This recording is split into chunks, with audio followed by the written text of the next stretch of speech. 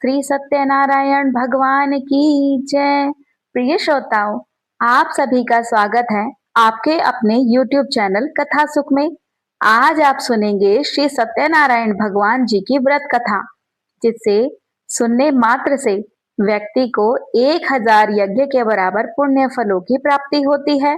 सत्यनारायण भगवान व्रत कथा में भगवान विष्णु के सत्य स्वरूप के बारे में बताया गया है। इस कथा का पाठ करने से घर में सुख समृद्धि का वास होता है और श्री लक्ष्मी नारायण भगवान विष्णु जी की कृपा बनी रहती है। तो सभी प्रेम से बोलिए, भगवान सत्यनारायण जी की जय। इस कथा में आप श्रवण करेंगे 5 अध्यायों का, तो कृपया इन अध्यायों को ध्यान पूर्वक सुनिएगा, अन्यथा आपको कथा का पूर्ण फल प्राप्त नहीं होगा। अब सुनिए सत्यनारायण भगवान जी की व्रत कथा का पहला अध्याय।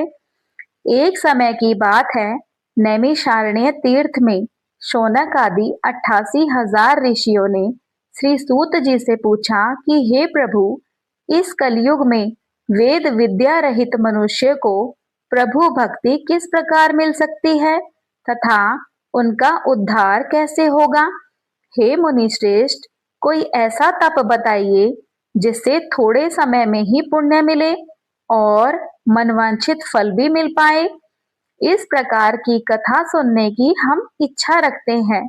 सर्व शास्त्रों के ज्ञाता श्री सूत जी बोले, हे वैष्णवों में पूज्य, आप सभी ने प्राणियों के हित की बात पूछी है, इसलिए मैं एक ऐसे श्रेष्ठ व्रत को आप लोगों को बताऊंगा जिसे नारद जी ने लक्ष्मी नारायण जी से पूछा था और लक्ष्मीपति ने मुनि श्रेष्ठ नारद जी से कहा था।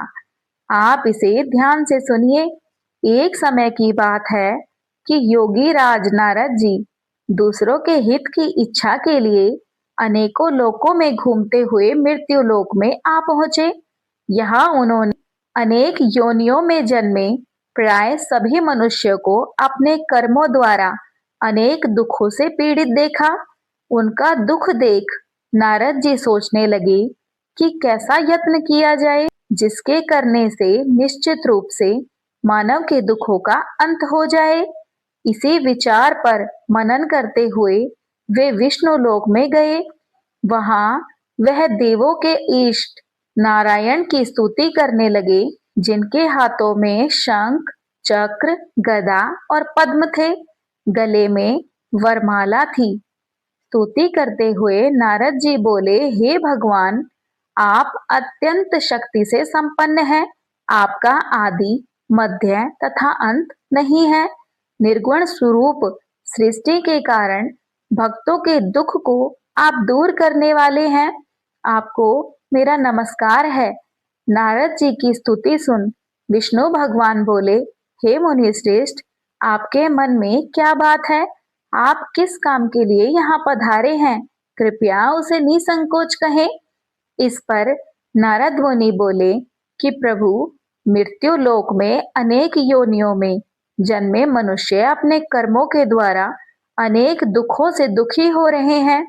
हे नाथ, आप मुझ पर दया रखते हैं, तो बताइए कि वो मनुष्य थोड़े प्रयास से ही अपने दुखों से कैसे छुटकारा पा सकते हैं। श्री हरि बोले, हे नारद, मनुष्यों की भलाई के लिए तुमने यह बहुत अच्छा प्रश्न किया है। जिसके करने से मनुष्य मोह से छूट जाता है, वह बात मैं तुमको कहता हूँ, सो सुनो। स्वर्ग लोक व मृत्यु लोक दोनों में एक दुर्लभ उत्तम व्रत है जो पुण्य देने वाला है। आज प्रेम वश होकर मैं उसे तुमसे कहता हूँ। वह है श्री सत्यनारायण भगवान जी का व्रत। यह व्रत अच्छी तरह विधान पूर्वक करके मनुष्य तुरंत ही यहाँ सुख भोग कर मरने के उपरांत मोक्ष को प्राप्त करता है। श्री हरि के वचन सुन नारद जी बोले कि उस व्रत का क्या फल है और उसका विधान क्या है। यह व्रत किसने किया था? इस व्रत को किस दिन करना चाहिए? आप सभी कुछ मुझे विस्तार से बताएं। नारद जी की बात सुनकर श्री हरि बोले कि दुख व शोक को दूर करने वाला मानव को भक्ति व श्रद्धा के साथ शाम को श्री सत्यनारायण जी की पूजा धर्मपरायण होकर ब्राह्मणों व बंधुओं के साथ करनी चाहिए। भक्ति भाव से ही नैवेद्य, केले का फल, घी, दूध और गेहूं का आटा ले। गेहूं के स्थान पर साठी का आटा, शक्कर तथा गुड़ लेकर भी सभी भक्षण योग्य पदार्थों को मिलाकर भगवान का भोग लगाएं। ब्राह्मणों सहित बंधु बांधवों को भी भोजन कराएं। उसके बाद स्वयं भोजन करें। भजन कीर्तन के साथ भगवान की भक्ति में लीन हो जाएं। इस तरह से सत्यनारायण भगवान का यह व्रत करने पर मनुष्य की सारी इच्छाएं निश्चित रूप से पूरी होती हैं। इस कलिकाल अर्थात कलयुग में मृत्यु लोक में मोक्ष का यही एक सरल उपाय है। अब सुनिए दूसरा अध्याय। सूत जी बोले, हे ऋषियों, जिसने पहले समय में इस व्रत को किया था उसका इतिहास कहता हूँ, सो ध्यान पूर्वक सुनो। सुंदर काशीपुरी नगरी में एक अत्यंत निर्धन ब्राह्मण रहता था। भूख प्यास से परेशान वह धरती पर घूमता रहता था। ब्राह्मणों से प्रेम करने वाले भगवान ने एक दिन ब्राह्मण का वेश धारण कर उसके पास जाकर पूछा कि हे विप्र, नित्य दुखी होकर तुम पृथ्वी पर क्यों घूमते हो? दीन ब्राह्मण बोला कि मैं निर्धन ब्राह्मण हूँ, भिक्षा के लिए धरती पर घूमता हूँ। हे भगवान, यदि आप इसका कोई उपाय जानते हो तो बताइए। वृद्ध ब्राह्मण कहता है कि सत्यनारायण भगवान मनोवांछित फल देने वाले हैं, इसलिए तुम उनका पूजन करो। इसे करने से मनुष्य सभी दुखों से मुक्त हो जाता है। वृद्ध ब्राह्मण बनकर आए सत्यनारायण भगवान ने उस निर्धन ब्राह्मण को व्रत का सारा विधान बताकर वे अंतर्ध्यान हो गए। ब्राह्मण मन ही मन सोचने लगा कि जिस व्रत को वृद्ध ब्राह्मण करने को कह गए हैं, मैं उसे अवश्य करूंगा। यह निश्चय करने के बाद उसे रात में नींद नहीं आई। सवेरे उठकर सत्यनारायण भगवान जी के व्रत का निश्चय कर भिक्षा के लिए चला गया।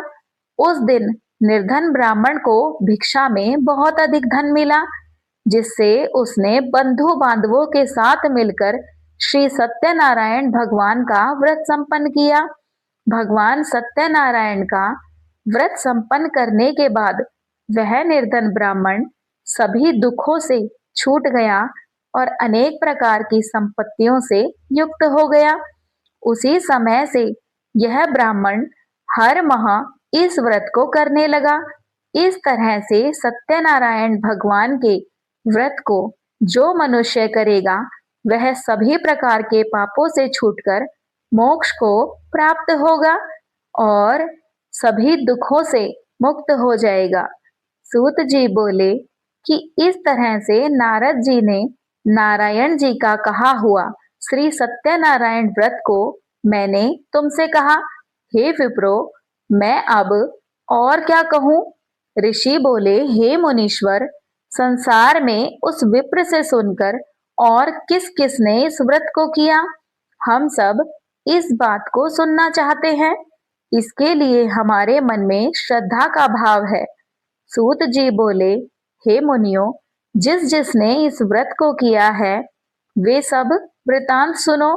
एक समय वही विप्र धन व ऐश्वर्य के अनुसार अपने बंधु बांधवों के साथ इस व्रत को करने के लिए तैयार हुआ।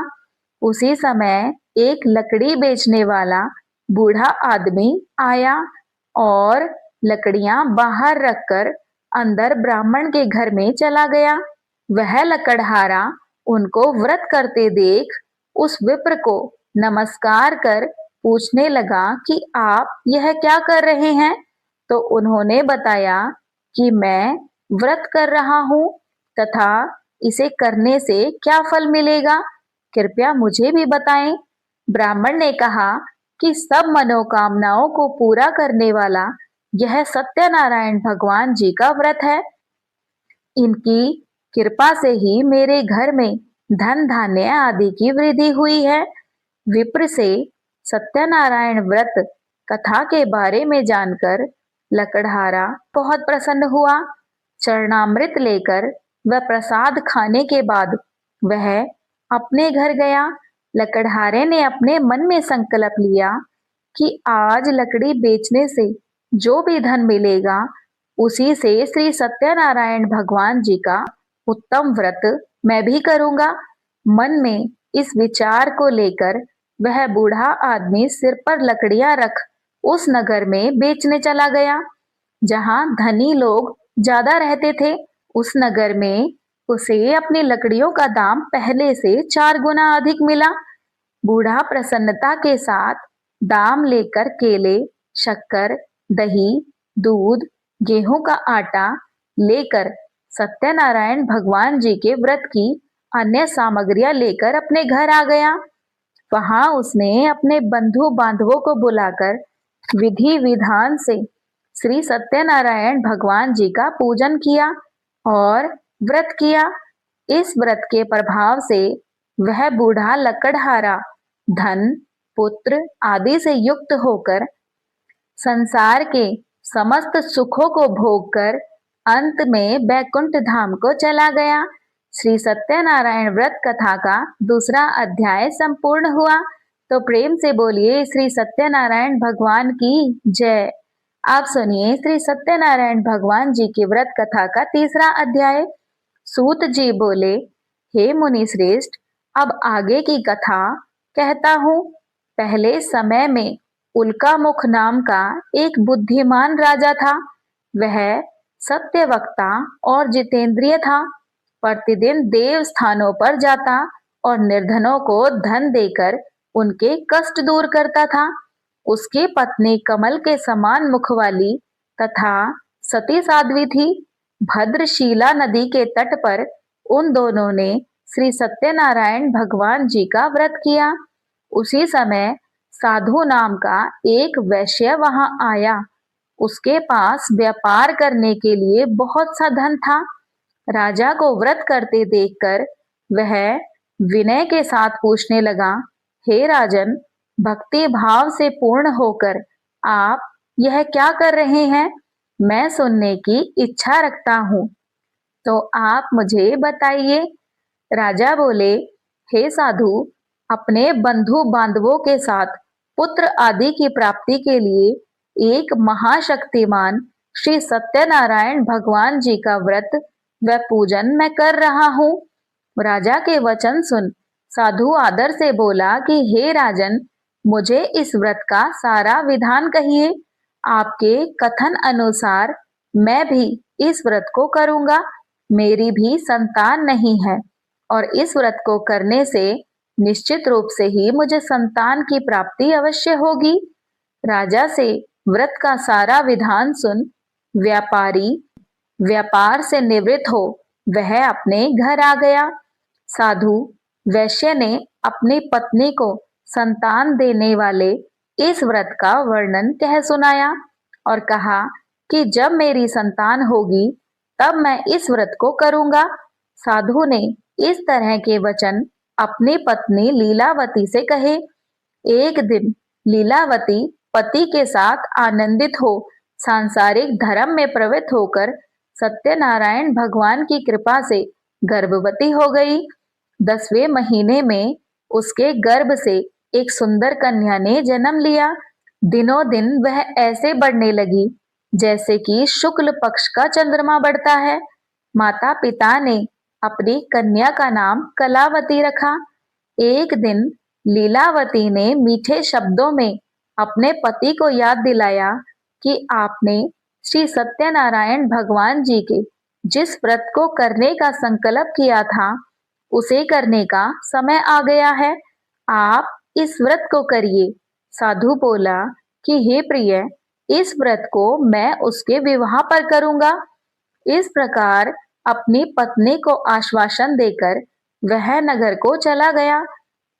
साधु ने एक बार नगर में अपनी कन्या को सखियों के साथ देखा तो तुरंत ही दूत को बुलाया और कहा कि मेरी कन्या के योग्य वर को देख कर आओ। साधु की बात सुन दूत कंचन नगर में पहुंचा और वहां देखभाल कर लड़की के सुयोग्य वाणित पुत्र को ले आया। सुयोग्य लड़के को देख साधु ने बंधु बांधवों को बुलाकर अपनी पुत्री का विवाह कर दिया। लेकिन दुर्भाग्य की बात ये थी कि साधु ने अभी भी श्री सत्यनारायण भगवान जी का व्रत नहीं किया। इस पर श्री भगवान क्रोधित हो गए और श्राप दिया कि साधु को अत्यधिक दुख मिले। अपने कार्य में कुशल साधु बनिया जमाई को लेकर समुद्र के पास स्थित होकर रत्नासारपुर नगर में गया। वहां जाकर दामाद और ससुर दोनों मिलकर चंद्रकेतु राजा के नगर में व्यापार करने लगे। एक दिन भगवान सत्यनारायण की माया से एक चोर राजा का धन चुराकर भाग रहा था। उसने राजा के सिपाहियों को अपना पीछा करते देख चुराया हुआ धन वहां रख दिया जहां साधु और उसके जवाई बैठे थे। राजा के सिपाहियों ने साधु वैश्य के पास राजा का धन पड़ा हुआ देखा तो वे ससुर और जमाई दोनों को बांधकर प्रसन्नता से राजा के पास ले गए और कहा कि उन दोनों चोरों को हम पकड़ लाए हैं।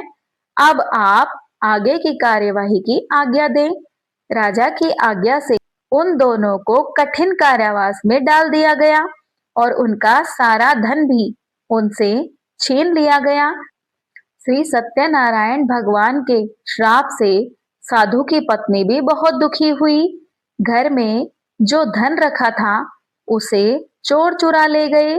शारीरिक तथा मानसिक पीड़ा व भूख प्यास से अति दुखी हो अन्न की चिंता में कलावती एक ब्राह्मण के घर गई।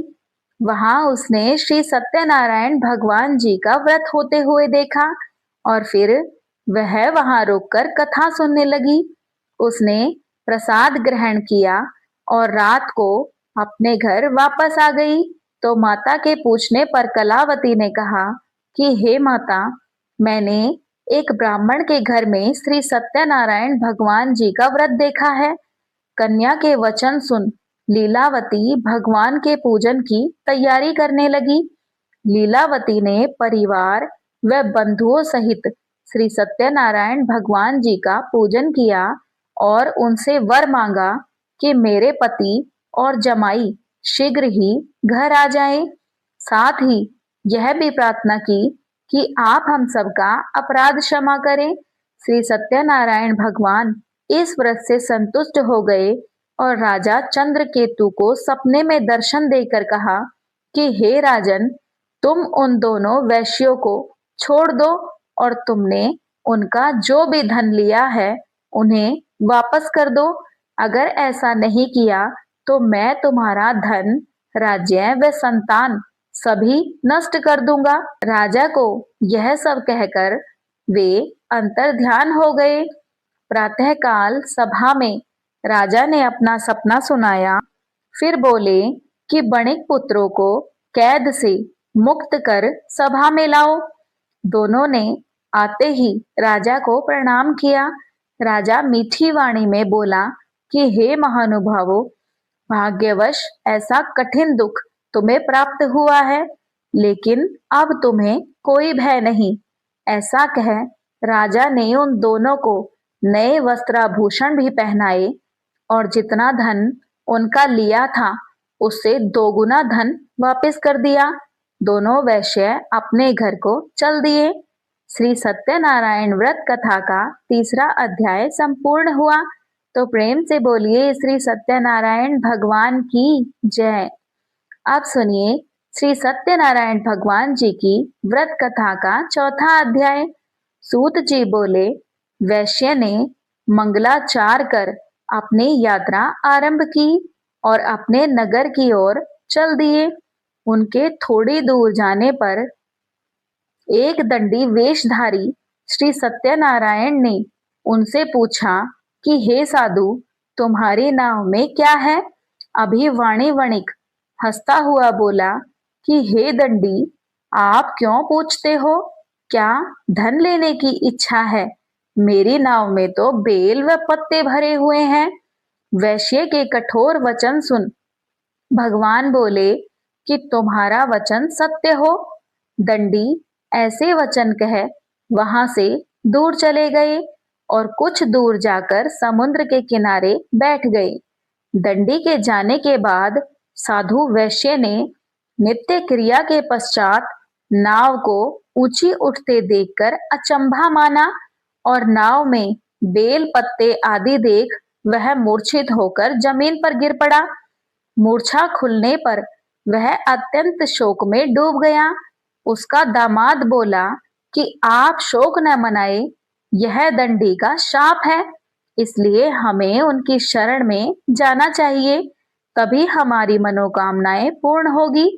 दामाद की बात सुनकर वह दंडी के पास पहुंचा और अत्यंत भक्ति भाव से नमस्कार करके बोला कि मैंने आपसे जो जो असत्य वचन कहे थे उनके लिए मुझे क्षमा कर दें।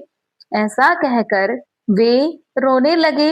तब दंडी भगवान बोले, हे वणिक पुत्र, मेरी आज्ञा से बार बार तुम्हें दुख प्राप्त हुआ है, तुम मेरी पूजा से विमुख हो। साधु बोला, हे भगवान, आपकी माया से ब्रह्मा आदि देवता भी आपके रूप को नहीं जानते, तब मैं अज्ञानी कैसे जान सकता हूँ। आप प्रसन्न होइए, अब मैं सामर्थ्य के अनुसार आपकी पूजा करूंगा। मेरी रक्षा करो और पहले के समान नौका में धन भर दो। साधु के भक्ति पूर्वक वचन सुनकर भगवान प्रसन्न हो गए और उसकी इच्छा अनुसार वरदान देकर अंतर्ध्यान हो गए। ससुर जमाई जब नाव पर आए तो नाव धन से भरी हुई थी। वही अपने अन्य साथियों के साथ सत्यनारायण भगवान का पूजन कर वे अपने नगर को चल दिए। जब नगर के नजदीक पहुंचे तो दूत को घर पर खबर करने के लिए भेज दिया। दूत साधु की पत्नी को प्रणाम कर कहता है कि मालिक अपने दामाद सहित नगर के निकट आ गए हैं। दूत की बात सुन साधु की पत्नी लीलावती ने बड़े हर्ष के साथ श्री सत्यनारायण भगवान का पूजन कर अपनी पुत्री कलावती से कहा कि मैं अपने पति के दर्शन को जाती हूँ, तू कार्य पूर्ण कर शीघ्र ही आ जाना। माता के ऐसे वचन सुन कलावती जल्दी में प्रसाद छोड़ अपने पति के पास चली गई। प्रसाद की अवज्ञा के कारण श्री सत्यनारायण भगवान रुष्ट हो गए और नाव सहित उसने पति को पानी में ही डुबो दिया। कलावती अपने पति को वहां ना पाकर रोती हुई जमीन पर गिर गई। नौका को डूबा हुआ देख वह कन्या को रोता देख साधु दुखी होकर बोला कि हे प्रभु, मुझसे तथा मेरे परिवार से जो भूल हुई है उसे क्षमा करें। साधु के दीन वचन सुनकर श्री सत्यनारायण भगवान जी प्रसन्न हो गए और आकाशवाणी हुई, हे साधु, तेरी कन्या मेरे प्रसाद को छोड़कर आई है, इसलिए उसका पति अदृश्य हो गया है। यदि वह घर जाकर प्रसाद खाकर लौटती है तो इसे इसका पति अवश्य मिलेगा। ऐसी आकाशवाणी सुन कलावती घर पहुंचकर प्रसाद खाती है और फिर आकर अपने पति के दर्शन करती है। उसके बाद साधु अपने बंधु बांधवों सहित श्री सत्यनारायण भगवान का विधि विधान से पूजन करता है। इस लोक का सुख भोग वह अंत में स्वर्ग को जाता है। श्री सत्यनारायण व्रत कथा का चौथा अध्याय संपूर्ण हुआ। तो सभी प्रेम से बोलिए श्री सत्यनारायण भगवान की जय। अब सुनिए सत्यनारायण भगवान की व्रत कथा का 5वां और अंतिम अध्याय। सूत जी बोले, हे ऋषियों, मैं और भी एक कथा सुनाता हूँ, उसे भी ध्यान पूर्वक सुनो। प्रजापालन में लीन तुंगध्वज नाम का एक राजा था। उसने भी भगवान का प्रसाद त्याग कर बहुत ही दुख भोगा था। एक बार वन में जाकर वन्य पशुओं को मारकर वह बड़ के पेड़ के नीचे आया। वहां उसने ग्वालों को भक्ति भाव से अपने बंधुओं सहित सत्यनारायण भगवान का पूजन करते देखा। अभिमानवश उन्हें देखकर भी पूजा स्थान में राजा नहीं गया और ना ही उसने भगवान को नमस्कार किया। ग्वालों ने राजा को प्रसाद दिया, लेकिन उसने वह प्रसाद नहीं खाया और प्रसाद को वहीं छोड़ वह अपने नगर को चला गया। जब वह अपने नगर में पहुंचा तो वहां सब कुछ तहस नहस हुआ पाया। तो वह शीघ्र ही समझ गया कि यह सब भगवान ने ही किया है। वह दोबारा ग्वालों के पास पहुंचा और विधि पूर्वक पूजा कर प्रसाद ग्रहण किया। तो श्री सत्यनारायण भगवान की कृपा से सब कुछ पहले जैसा हो गया। दीर्घ काल तक सुख भोगने के बाद मरणोपरांत उसे स्वर्गलोक की प्राप्ति हुई। जो मनुष्य परम दुर्लभ इस व्रत को करेगा तो भगवान सत्यनारायण की अनुकंपा से उसे धन्य धान्य की प्राप्ति होगी। निर्धन धनी हो जाता है और भय मुक्त होकर जीवन जीता है। संतानहीन मनुष्य को संतान सुख मिलता है और सारे मनोरथ पूर्ण होने पर मानव अंत काल में बैकुंठ को जाता है। सूत जी बोले कि जिन्होंने पहले इस व्रत को किया है, अब उनके दूसरे जन्म की कथा कहता हूँ। वृद्ध शतानंद ब्राह्मण ने सुदामा का जन्म लेकर मोक्ष की प्राप्ति की। लकड़हारे ने अगले जन्म में निषाद बनकर मोक्ष प्राप्त किया। उल्का मुख नाम का राजा दशरथ होकर बैकुंठ को गए। साधु नाम के वैश्य ने मोर ध्वज बनकर मोक्ष पाया। महाराज तुंगध्वज ने स्वयंभू होकर भगवान से भक्ति युक्त होकर मोक्ष पाया। श्री सत्यनारायण व्रत कथा का 5वां अध्याय संपूर्ण हुआ। तो सभी प्रेम से बोलिए श्री सत्यनारायण भगवान की जय। आप सुनिए श्री सत्यनारायण भगवान जी की आरती।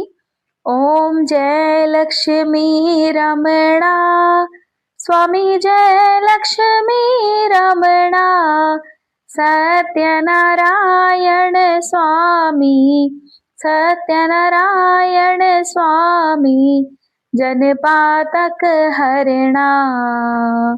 ओम जय लक्ष्मी रमणा, रतन जड़ित सिंहासन, अद्भुत छवि राजे, प्रभु अद्भुत छवि राजे। नारद करत निरंजन, नारद करत निरंजन, घंटा ध्वनि बाजे। ओम जय लक्ष्मी रमणा, प्रकट भये कलि कारण, तुझको दर्श दियो प्रभु, तुझको दर्श दियो। बूढ़ा ब्राह्मण बन कर, बूढ़ा ब्राह्मण बन कर, कंचन महल कियो।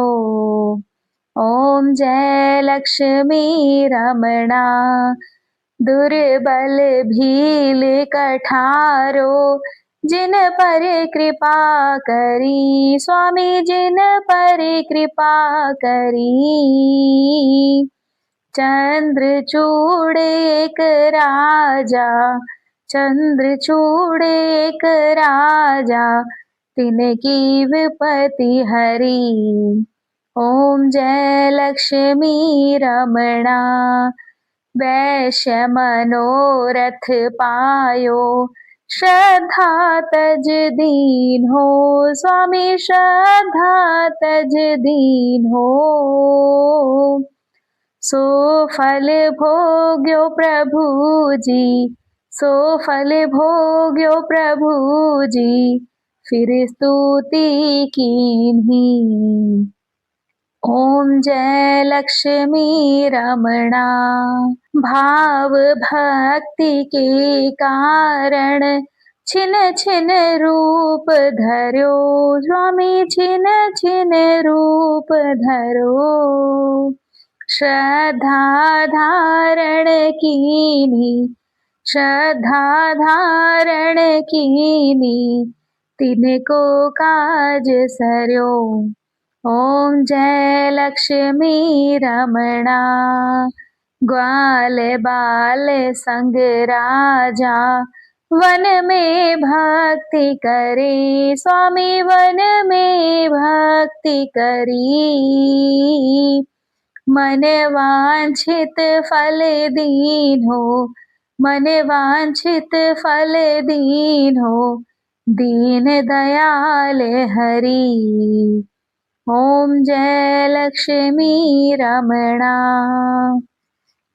चढ़त प्रसाद सवायो, कदली फल मेवा स्वामी, कदली फल मेवा, धूप दीप तुलसी से, धूप दीप तुलसी से, राजी सतदेवा।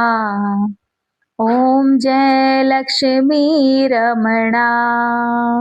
श्री सत्यनारायण जी की आरती जो गावे, स्वामी प्रेम सहित गावे,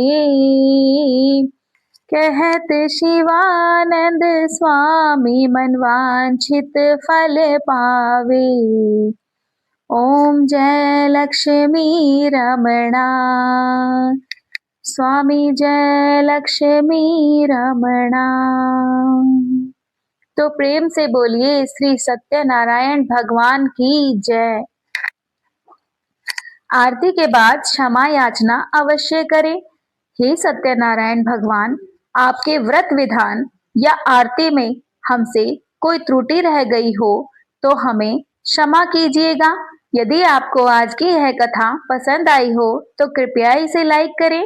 कमेंट बॉक्स में लक्ष्मी नारायण भगवान की जय अवश्य लिखिएगा। चैनल को सब्सक्राइब करें। स्वस्थ व सुखी रहें।